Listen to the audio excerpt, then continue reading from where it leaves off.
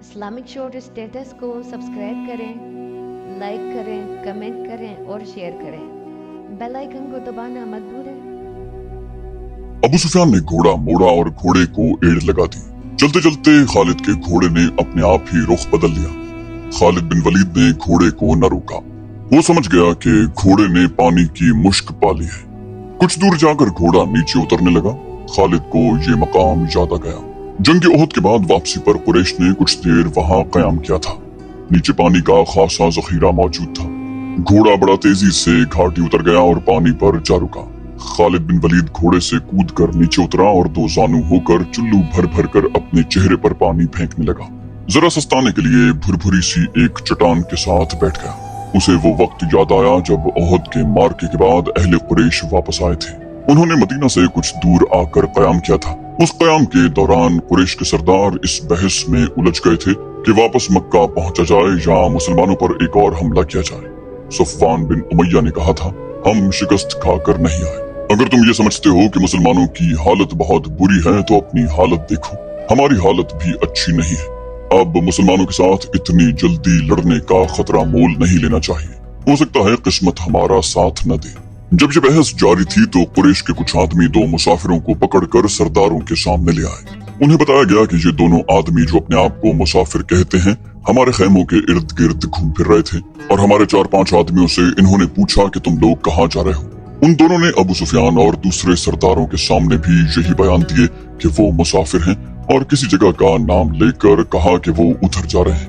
ابو سفیان کے حکم سے ان کے پھٹے پرانے کپڑے جو انہوں نے پہن رکھے تھے اتروائے گئے تو اندر سے خنجر اور تلواریں برآمد ہوئیں۔ ان سے پوچھا گیا کہ تم نے یہ ہتھیار چھپا کر کیوں رکھے ہوئے ہیں؟ خالد بن ولید کی نظر بہت تیز تھی۔ اسے شک ہوا کہ یہ مسلمانوں کے جاسوس ہیں۔ ان دونوں کو قریش کی فوج کے سامنے کھڑا کر دیا گیا اور پوچھا گیا کہ انہیں کوئی پہچانتا ہے۔ 2-3 آوازیں آئیں کہ ہم انہیں پہچانتے ہیں، یہ یثرب کے رہنے والے ہیں۔ قریش کے ایک آدمی نے اٹھ کر کہا، اس کو میں اچھی طرح جانتا ہوں، اسے میں نے اپنے خلاف لڑتے ہوئے دیکھا تھا۔ ابو سفیان نے ان دونوں سے کہا، تم اپنی زبان سے کہہ دو کہ تم محمد کے جاسوس ہو اور جاؤ، میں تمہاری جان بخشی کرتا ہوں۔ دونوں میں سے ایک نے اعتراف کر لیا۔ ابو سفیان نے کہا، جاؤ، ہم نے تمہیں معاف کیا۔ دونوں جو واقعی مسلمانوں کے بھیجے ہوئے جاسوس تھے اور قریش کے عزائم معلوم کرنے آئے تھے، ہنسی خوشی اپنے اونٹوں کی طرف چل پڑے۔ ابو سفیان کے اشارے پر کئی ایک تیر اندازوں نے کمانوں میں تیر ڈالے اور پیچھے سے ان دونوں مسلمانوں پر چلا دیے۔ دونوں کئی تیر اپنے جسم میں لے کر گرے، پھر اٹھ نہ سکے۔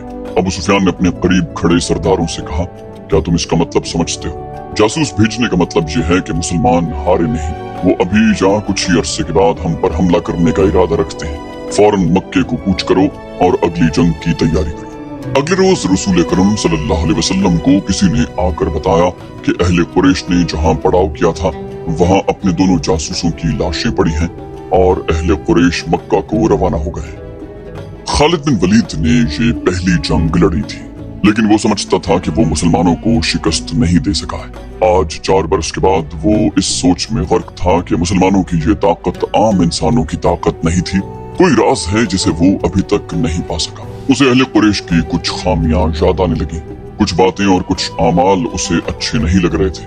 اسے یہودیوں کی 2 بڑی خوبصورت عورتیں بھی یاد آئیں جو اہل قریش کے سواروں میں گھل مل گئیں۔ وہ جانتا تھا کہ یہودی اپنے نسوانی حسن کے جادو سے اہل قریش پر چھا جانے کی اور انہیں مسلمانوں کے خلاف استعمال کرنے کی کوشش کر رہے ہیں۔ یہ طریقہ اسے پسند نہ تھا، لیکن ان میں سے ایک عورت ایک روز خالد سے ملی تو خالد نے محسوس کیا کہ یہ عورت جو کچھ کہہ رہی ہے اس میں عقل و دانش ہے۔ اس عورت کے حسن و جوانی کا اپنا ایک اثر تھا، لیکن طلسم جو اس کی زبان میں تھا اس کا اثر خالد نے بھی محسوس کیا۔ کچھ دیر تک یہ عورت خالد کے خیالوں پر چھائی رہی۔ اس کا گھوڑا ہنہنایا تو خالد جیسے خواب سے بیدار ہو گیا۔ وہ تیزی سے اٹھا، گھوڑے پر سوار ہوا اور پھر مدینہ کے راستے پر ہو لیا۔ ولید کا بیٹا خالد شہزادہ تھا، عیش و عشرت کا بھی دل دادا تھا، لیکن فن حرب و ضرب کا جنون ایسا تھا کہ عیش و عشرت کو اس جنون پر حاوی نہیں ہونے دیتا تھا۔ مدینہ کی طرف جاتے ہوئے اسے وہ حسین و جمیل یہودن یاد آئی جس کا نام یوحاوا تھا۔ اس نے اس یہودن کو ذہن سے نکال دیا، لیکن یوحاوا رنگ برنگی تتلی بن کر اس کے ذہن میں اڑتی رہی۔ خالد اسے ذہن سے نہ نکال سکے۔ خالد کے ذہن میں اڑتی ہوئی اس تتلی کے رنگ پھیکے پڑنے لگے، پھر تمام رنگ مل کر سرخ ہو گئے، خون جیسے سرخ۔ یہ ایک بھیانک یاد تھی۔ खालिद ने उसे जहन से उगल देने की बहुत कोशिश की, लेकिन तितली जो जहरीली भीड़ बन गई थी उसके जहन से न निकली। ये मार्का ओहद के 3-4 माह बाद का एक वाकया था। ये एक साजिश थी जिसमें वो शरीक था, लेकिन वो कबीला कुरैश का एक बड़ा ही अहम फर्द था। मुसलमानों के खिलाफ किसी साजिश में शरीक न होने के बावजूद वो दावा नहीं कर सकता था कि वो उसमें शरीक न था। मार्के ओहद में जख्मी होने वाले बाज अहले कुरैश के जख्म अभी ठीक नहीं हुए थे कि एक रोज खालिद को खबर मिली कि मदीने से 6 मुसलमान तबलीग इस्लाम के लिए रजी की तरफ जा रहे थे कि अफान से थोड़ी दूर एक गैर मुस्लिम कबीले ने उन्हें रोक लिया और उनमें से 2 को मक्का लाया गया और उन्हें नीलाम किया जा रहा है। खालिद दौड़ता हुआ वहां गया। वो 2 मुसलमान खुबैब बिन अदी और जैद बिन दसिन्ना थे। खालिद दोनों को जानता पहचानता था। वो उसी के कबीले के अफराद हुआ करते थे। उन्होंने इस्लाम कबूल कर लिया था। उनमें हुब्बे रसूल सल्लल्लाहु अलैहि वसल्लम का ये आलम था कि रसूल खुदा पर जाने कुर्बान करने को तैयार रहते थे। रसूल खुदा सल्लल्लाहु अलैहि वसल्लम उन्हें बहुत अजीज रखते थे। खालिद ने देखा कि उन्हें एक चबूतरे पर खड़ा कर दिया गया था और इर्द गिर्द अहले कुरैश का हुजूम था। एक गैर मुस्लिम कबीले के 4 अफराद उनके पास खड़े थे। दोनों के हाथ रस्सियों से बंधे हुए थे। एक आदमी चबूतरे पर खड़ा ऐलान कर रहा था, ये दोनों मुसलमान हैं। ये दोनों ओहद में तुम्हारे खिलाफ लड़े थे। इनके हाथों तुम्हारे अजीज और खून के रिश्तेदार मारे गए थे। है कोई जो इंतकाम की आग बुझाना चाहता है? इन्हें खरीदो, इन्हें अपने हाथों से कत्ल करो और खून के बदले खून बहाओ। ये आदमी सबसे ऊंची बोली देने वाले को मिलेंगे। एक आवाज आई, 2 घोड़े। बोलो, बढ़कर बोलो। 2 घोड़े, 1 ऊंट। एक और आवाज आई। बोली लगाने वाला बोला, घोड़ों और ऊंटों को छोड़ो, सोने में बोली दो। सोना लाओ, दुश्मन के खून से इंतकाम की प्यास बुझाओ। वो लोग जिनके करीबी रिश्तेदार ओहद की लड़ाई में मारे गए थे बढ़ चढ़कर बोली दे रहे थे। खुबैब रज़ियल्लाहु अन्हु और ज़ैद रज़ियल्लाहु अन्हु चुपचाप खड़े थे। उनके चेहरों पर खौफ न था, घबराहट नहीं थी, हल्की सी बेचैनी भी नहीं थी। खालिद हुजूम को चीरता हुआ आगे चला गया। खुबैब रज़ियल्लाहु अन्हु ने खालिद को देखकर बड़ी बुलंद आवाज से कहा, ओ कुरैश के सरदार के जंगजू बेटे, तेरा कबीला हम दोनों का खून बहाकर उस मुकद्दस आवाज को खामोश नहीं कर सकता जो गारे हिरा से उठी है। ला अपने कबीले का कोई नामवर लड़ाका और मेरे हाथ खुलवा दे, फिर देख कौन किसके खून से प्यास बुझाता है। ज़ैद रज़ियल्लाहु अन्हु ने गरजदार आवाज में कहा, मैदान जंग में पीठ दिखाने वालों, तुमने शिकस्त का इंतकाम हमारे भाइयों की लाशों से लिया। तुम्हारी औरतों ने ओहद के मैदान में हमारी लाशों के कान और नाके काट कर उनके हार अपने गलों में लटकाए। आज 4 बरस के बाद मदीने की तरफ जाते हुए खालिद बिन वलीद को खुबैब और ज़ैद रज़ियल्लाहु अन्हु की ललकार और ताने साफ सुनाई दे रहे थे। वो ज़ैद रज़ियल्लाहु अन्हु के ताने को बर्दाश्त नहीं कर सका था। आज 4 बरस के बाद उसे ये ताना याद आया तो भी उसके जिस्म ने झुरझुरी ली। उसे ओहद के मैदान का वो मंजर याद आया जब अबू सुफियान की बीवी हिंद ने हमजा रज़ियल्लाहु अन्हु की लाश का कलेजा निकालकर अपने मुंह में डाल लिया और फिर चबाकर उगल दिया। उसी औरत ने अपने साथ की औरतों से कहा था कि वो मुसलमानों की लाशों के कान और नाकें काट लाएं। उन औरतों ने उसके आगे कानों और नाकों का ढेर लगा दिया था। हिंद ने उन कानों और नाकों का हार बनाया और अपने गले में डाल लिया और वो पागलों की तरह मैदान में एक गीत गाती और नाचती फिरती रही। उस मंजर को उसके खावंद अबू सुफियान ने पसंद नहीं किया था। खालिद ने तो नफरत से मुंह फेर लिया। 3-4 माह बाद 2 मुसलमान जिनके हाथ रस्सियों से बंधे हुए थे उसे ताने दे रहे थे। वो ओछे तरीके से इंतकाम लेने वाला आदमी नहीं था। वो यहाँ से खिसक आया और अहले कुरैश के हुजूम में गुम हो गया। उसे उस कबीले का एक आदमी मिल गया जो उन 2 मुसलमानों को पकड़ लाया था। किसी भी तारीख में उस कबीले का नाम नहीं है। मौरखों ने भी हशाम के हवाले से एक जंगजू कबीला लिखा है जो कुरैश का इत्तेहादी था। खालिद ने उस जंगजू कबीले के उस आदमी से पूछा कि उन 2 मुसलमानों को किस तरह पकड़ा गया। उस आदमी ने कहा, खुदा की कसम, कहो तो हम इन मुसलमानों के रसूल को पकड़ लाएं और नीलामी के लिए चबूतरे पर खड़ा कर दें। खालिद ने कहा, तुम जो काम नहीं कर सकते उसकी कसम न खाओ। मुझे बताओ कि इन दोनों को कहाँ से पकड़ा गया है। उस शख्स ने जवाब दिया, ये 6 थे। हमने ओहद में मारे जाने वालों का इंतकाम लिया है। आइंदा भी ऐसे ही इंतकाम लेते रहेंगे। हमारे कबीले के कुछ आदमी मदीने में मोहम्मद के पास गए और कहा कि वो इस्लाम कबूल करने आए हैं। उन्होंने ये भी कहा कि उनका पूरा कबीला इस्लाम कबूल करने का इरादा कर चुका है, लेकिन पूरा कबीला मदीना नहीं आ सकता। हमारे उन आदमियों ने मोहम्मद से कहा कि उनके साथ चंद एक मुसलमानों को उनके कबीले में भेजा जाए जो पूरे कबीले को मुसलमान करे और फिर कबीले को मजहबी तालीम देने के लिए कुछ अरसा वहां रहे। हमारे वो आदमी जब वापस आए तो उनके साथ 6 मुसलमान थे। उधर हमारे सरदार शारजा बिन मुगीस ने 100 आदमियों को रजी के मकाम पर भेज दिया। जब ये 6 मुसलमान रजी पहुंचे तो हमारे 100 आदमियों ने इन्हें घेर लिया। तुम सुनकर हैरान होगे कि ये 6 मुसलमान तलवारें निकालकर 100 आदमियों से मुकाबले पर आ गए। हमने 3 को मार डाला और 3 को पकड़ लिया, इनके हाथ रस्सियों से बांध दिए। शारजा बिन मुगीस ने हुक्म दिया था कि मदीने से कुछ मुसलमान तुम्हारे धोखे में आकर तुम्हारे साथ आ गए तो इनमें से 2-3 को मक्का ले जाना और इंतकाम लेने वालों के हाथों फरोख्त कर देना। हम 3 को इधर ला रहे थे, रास्ते में इनमें से एक ने रस्सियों में से हाथ निकाल लिए, मगर वो भागा नहीं। वो इतना फुर्तीला था कि उसने हमारे एक आदमी की न्याम से तलवार निकाल ली, क्योंकि उसे हमने निहत्ता कर रखा था। उसने बड़ी तेजी से हमारे 2 आदमियों को मार डाला। अकेला आदमी इतने सारे आदमियों का मुकाबला कब तक करता? वो मारा गया और हमने उसके जिस्म का कीमा कर दिया। ये 2 रह गए। हमने इनके हाथ और ज्यादा मजबूती से बांध दिए और यहाँ ले आए। खालिद ने उसे तंजिया कहा, और तुम खुश हो?